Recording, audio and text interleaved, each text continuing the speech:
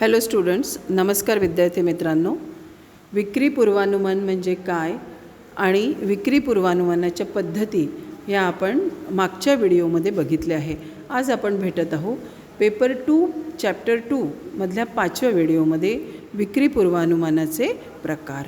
आता विक्री पूर्वानुमान हे कधीही नेहमीसाठी केलं जात नाही, तर ते काही विशिष्ट कालावधीसाठी केलं जातं. जसं 3 महिने, 6 महिने, 1 वर्ष किंवा त्यापेक्षाही जास्त. वस्तू कुठल्या प्रकारची आहे आणि ती बाजारपेठेमध्ये किती दिवस टिकते ह्याच्यावर त्याचं पूर्वानुमान हे करण्यात येतं. मोठ्या संघटनेमध्ये व्यावसायिक कामकाजावर काटेकोर नियंत्रण राहण्यासाठी आर्थिक वर्षाच्या कालावधी व्यतिरिक्त मासिक, त्रैमासिक असे पण पूर्वानुमान तयार करण्यात येते.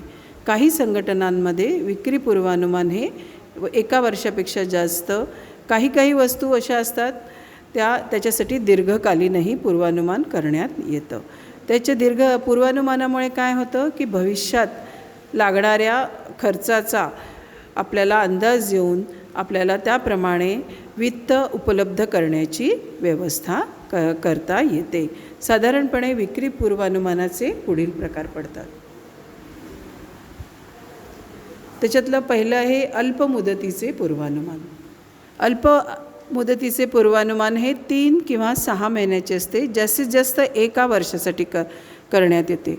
हे पूर्वानुमान अचूक असले पाहिजे, कारण अर्थातच ह्या ज्या वस्तूंचं पूर्वानुमान 3 महिने 6 महिन्यांनी बदलत असतं, तर त्या थोड्या काळाकरताच त्या वस्तू बाजारपेठेत असतात आणि मग त्याच्यामध्ये बदल केला जातो. तर हे पूर्वानुमान साहजिकचपणे अचूक असलं पाहिजे. अल्पकालीन पूर्वानुमानाच्या बाबतीत उद्देश आपण पुढील प्रमाणे पाहू शकतो. तर स्कंध म्हणजे स्टॉकची गरज निर्धारित करण्यासाठी अल्पमुदतीचे पूर्वानुमान करण्यात येते. माल पाठवण्याबाबतच्या पुरेशा सुविधा पुरवण्याबाबत, माल बाजारपेठेमध्ये पाठवण्याच्या ज्या ट्रान्सपोर्टेशन, गोदामाची व्यवस्था आहे याच्यासाठी सुद्धा आपल्या ह्या सुविधा पुरवण्यासाठी आपल्याला पूर्वानुमान पाहणं आवश्यक आहे. नंतर उत्पादनासाठी किती कामगारांची आवश्यकता भासेल याचा अंदाज घेण्याकरता, खेळत्या भांडवलाची आवश्यकता निर्धारित करण्याकरता, प्रत्येक वस्तूचे किती उत्पादन करायचे हे निश्चित करण्याकरता आणि विक्री किती होईल, विक्रीचा कोटा किती असेल हे ठरवण्याकरता अल्पमुदतीचे पूर्वानुमान करण्यात येते. तर या पूर्वानुमानामध्ये त्वरित बदल होणाऱ्या घटकांबाबत काटेकोरपणे लक्ष दिलं पाहिजे. तर जसं स्पर्धक असतात बाजारपेठेमध्ये, त्यांच्यातल्या घडामोडी, नंतर विक्री प्रतिनिधीच्या त्यांचं मतसुद्धा घेण्यात येतं या बाबतीत. त्याच्यामुळे अल्पमुदतीचे पूर्वानुमान हे म्हणजे कमी वेळाकरता करण्यात येणारे पूर्वानुमान आहे. दुसरे जो प्रकार आहे तो आहे मध्यम मुदतीचे पूर्वानुमान. हे पूर्वानुमान 1 वर्षापेक्षा जास्त किंवा 2 वर्षाचे असते आणि जास्तीत जास्त 4 वर्षाकरता करण्यात येते.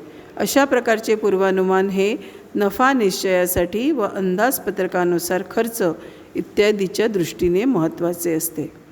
प्रत्येक वर्षाचा जो फायनान्शियल जे स्टेटमेंट असतं, जो आराखडा असतो वित्तीय, हे याच्यासाठी पूर्वानुमान खूप आवश्यक आहे. मध्यम मुदतीचे पूर्वानुमान खालील बाबींसाठी उपयुक्त असते.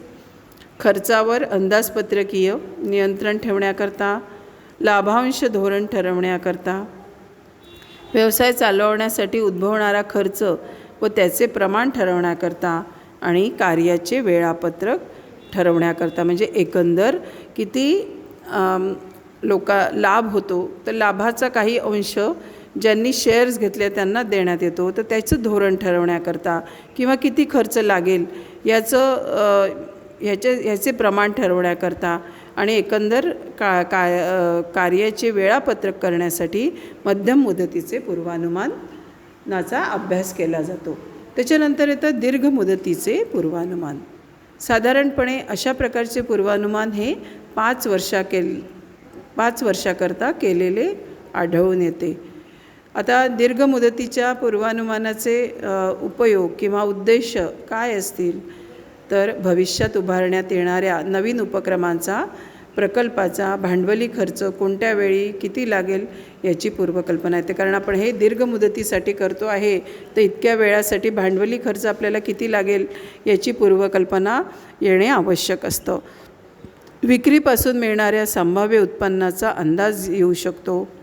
व्यवसायाची दीर्घकालीन कर्मचाऱ्याविषयी आवश्यकता निर्धारित करण्यात येते आणि भविष्यात कच्च्या मालाची गरज किती लागेल आणि ती पूर्ण करताना काय काय समस्या येतील हे पाहण्यासाठी सुद्धा दीर्घ मुदतीचं पूर्वानुमान आवश्यक आहे.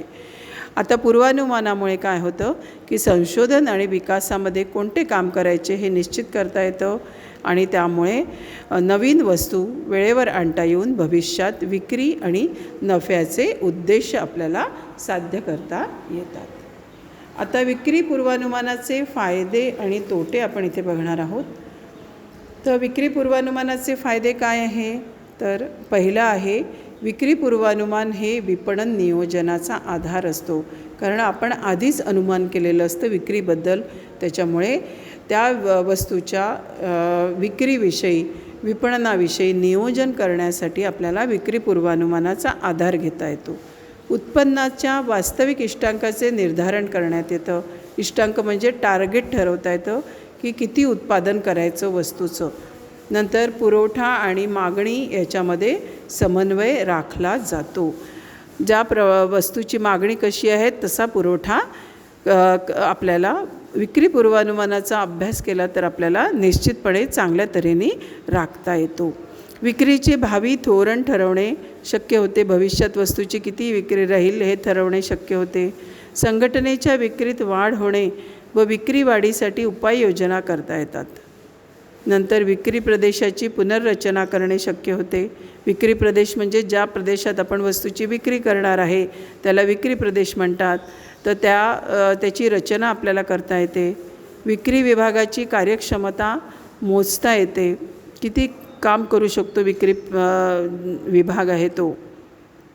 विक्री पूर्वानुमान विपणन क्षेत्रातील अनावश्यक व अवास्तव खर्चाला पायबंद घालण्यासाठी सहाय्यक ठरू शकते. कारण आपण आधीच अनुमान केलेलं असतं, त्याच्यामुळे आपण खर्चाचाही अनुमान करू शकतो आणि मग जेव्हा प्रत्यक्ष खर्च होतो आणि जो आपण ठरवलेला खर्च असतो याच्यामध्ये काय फरक आहे आणि कशा प्रकारे आपल्याला खर्च कमी करता येईल ते बघता येतं. निरनिराळ्या विक्री प्रदेशातील स्पर्धेविषयी माहिती मिळते.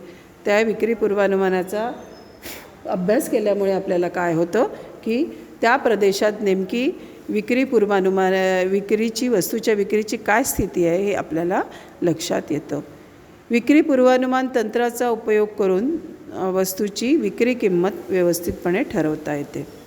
वित्तीय विभागाला विक्री पूर्वानुमानामुळे मार्गदर्शन मिळते. म्हणजे भविष्यात किती खर्च करायचा आहे त्याचे अंदाजपत्रक वित्तीय विभागाला करता येतात.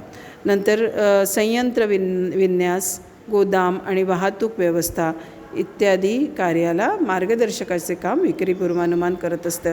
गोदाम म्हणजे कुठलं गोदाम लागेल, किती वस्तू आपल्याला गोदामात साठवाव्या लागतील, वाहतूक व्यवस्था कशी लागेल, यंत्रसामुग्री आपण कशा प्रकारे इन्स्टॉल करायची, किती करायची याचा अंदाज आपल्याला विक्री पूर्वानुमानामुळे येऊ शकतो.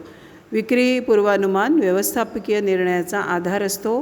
व्यवस्थापकाने घेतलेल्या निर्णयाची अचूकता व परिणामकारकता ही पूर्वानुमानाच्या तंत्राचा अवलंब करून काढलेल्या निष्कर्षावर अवलंबून असते. म्हणजे विक्री पूर्वानुमान हे किती महत्त्वाचं आहे एखाद्या संस्थेसाठी. जर आधीच आपण अनुमान काढून घेतलं की आपल्या वस्तूची किती विक्री होईल तर त्याच्यासाठी जी काही व्यवस्था असते ती आपल्याला निश्चितपणे चांगल्या तऱ्हेने करता येते. आता आपण पाहू विक्री पूर्वानुमानाचे तोटे किंवा मर्यादा. आता विक्री पूर्वानुमानाचे आता आपण काय केलेलं आहे की आधीच आपण अनुमान केलेलं आहे. अनुमान कसं केलं आहे तर अभ्यास करून केलेलं आहे. तर कधीकधी काय असतं की नवीन वस्तूच्या बाबतीत विक्री काळातील भूतकाळाशी संबंधित आकडेवारी उपलब्ध नसते. नवीन वस्तू बाजारपेठेत जर लॉन्च करायची असेल तर त्यावेळेला विक्री पूर्वानुमानाचा खूप उपयोग होत नाही असे आढळून आलेले आहे. नंतर विभिन्न बाबींच्या प्रभावामुळे किंवा बदलत्या परिस्थितीमुळे ग्राहकांचा व्यवहार बदलण्याची शक्यता असते. आपण आधी अभ्यास केलेला आहे विक्री पूर्वानुमानाचा, ग्राहकांच्या अपेक्षा जाणून घेतलेल्या आहे, पण कधीकधी ग्राहकांचा व्यवहारही बदलू शकतो. कारण ते काही एक परफेक्ट सायन्स आहे असं नाही, तर हा आपण काय घेतलेला आहे, अंदाज घेतलेला आहे.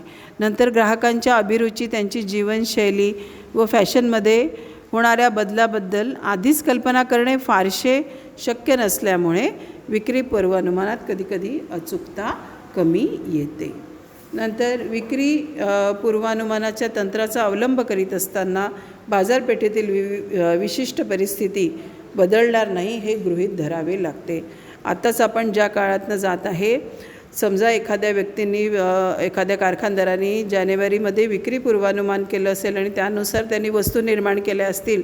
मार्चमध्ये जेव्हा लॉकडाऊन लागलं, अनेक वस्तूच्या मागणीमध्ये खूप फरक झाला, वस्तूच्या मागणी कमी होऊ लागल्या. त्याच्यामुळे काय झालं की नाही म्हटलं तरी त्याचा वस्तूच्या विक्रीवर परिणाम नक्कीच होतो.